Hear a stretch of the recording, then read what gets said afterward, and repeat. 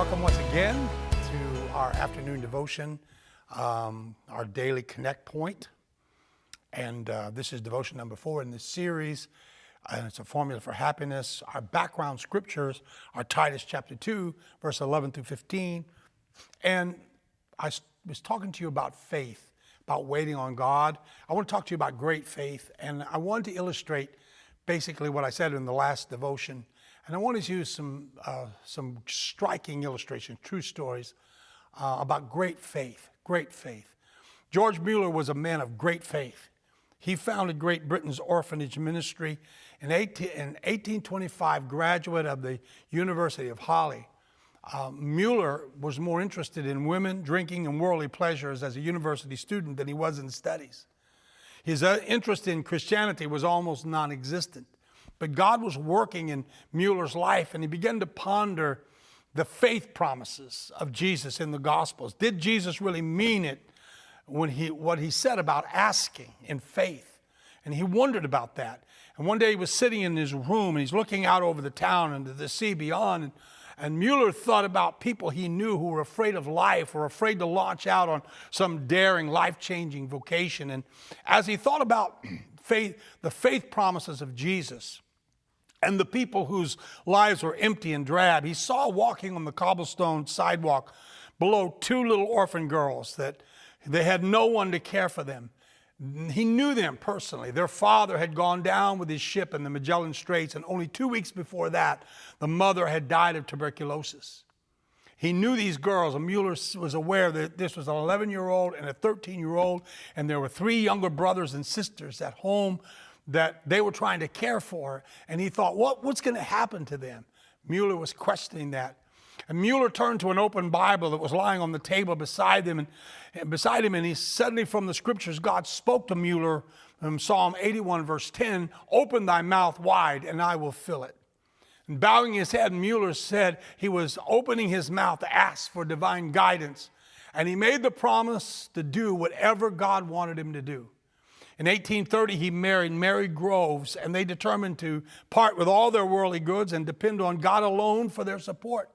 They gave away their possessions. They didn't tell a soul why they were doing it.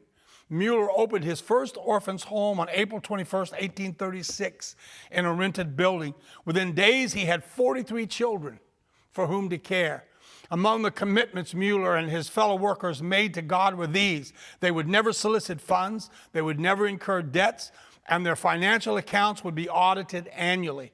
Continuing to pray for God's blessings and depending upon him to supply those needs, Mueller's work grew by leaps and bounds. Starting out with 43 children in a rented building, they eventually had 5 new buildings, 110 co-workers, 2,050 orphans. Before Mueller opened his first rented building to orphans, he told God, he said, "This experiment is going to be a failure if a child ever went a day without food in the orphanage." And God blessed him remarkably. And the children, they were not taken care of just minimally. There were maximum provisions: 3 pairs of shoes for each child, 3 suits for each boy, 5 dresses for each girl. In addition, the tables were always covered with white tablecloths for the evening meal, and flowers were on the table when it was in season. For more than 60 years, as George Mueller recorded in his journals, God miraculously blessed George and Mary's faith.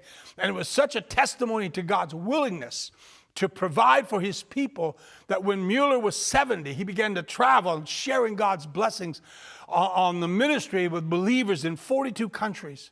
Mueller's life was an undeniable testimony of how that God blesses faith. God blesses faith. There was a very young, very good black minister by the name of Charles Tindley, but he lived in poverty. And he stood at Desperation Corner, and he was serving a tiny, struggling church in Cape May, New Jersey. And a blizzard swept down, paralyzed the town. And during the cold, dark night, his baby died. Dawn brought no relief in sight. There was nothing but stale bread for breakfast. And he said, "I want you to set the table the way we always do," told his wife. Courageously, he thanked God for his salvation, his health, his children, confident that their needs would be met. as the family was listening in wonder to him pray, somebody knocked at the door, and a brother entered with his arms loaded with groceries. He said the storm had delayed his coming, and Charles Finley had passed a crucial test of faith by remaining grateful under the darkest circumstances. This ex-slave went on to pastor one of the largest churches in Philadelphia, a church that reached thousands, and one of the people that he reached was the grandson of the man who had once owned him. How foolish it seemed to set the table with no food in sight. But that's great faith, great faith. A man one time who lived during the Depression, he had a memory that he wanted to share with us, and he was talking about it, and he said it was Thanksgiving Day out on the dried up prairies of eastern Alberta. Thanksgiving Day, in spite of crop failures of the past 8 long years, and each spring the farmers had renewed hope, planted the government loaned seed. Each fall the depression and disappointment were greater and more crushing, and the past harvest had been worse than all of them. But they were having a Thanksgiving Day service, and the pastor met with his congregation in one of the homes of these farmers, and the songs of praise and testimony warmed the hearts and strengthened the faith of the group that gathered there in God. And he said, I can still see one of the group as he rose to give his testimony, and he was no longer young, and he had worked in those prairies a long time, and his face was weather beaten and tan, and he was clad in overalls and a coat, and all that remained, that was it, that remained of his Sunday best. But he spoke, and what he spoke was never forgotten. He said, although the fig tree shall not blossom, neither shall fruit be in the vines, the labor of the olive shall fail, and the field shall yield no meat, the flock shall be cut off from the fold, and there shall be no herd in the stall, yet I will rejoice in the Lord, I will joy in the God of my salvation. That man had faith in God. He had great faith. He was saying, though everything tells me, circumstances, my senses, everything tells me otherwise, I will rejoice because I have a great God and I have great faith in a great God. God bless you for tuning in today. I hope this blesses your heart.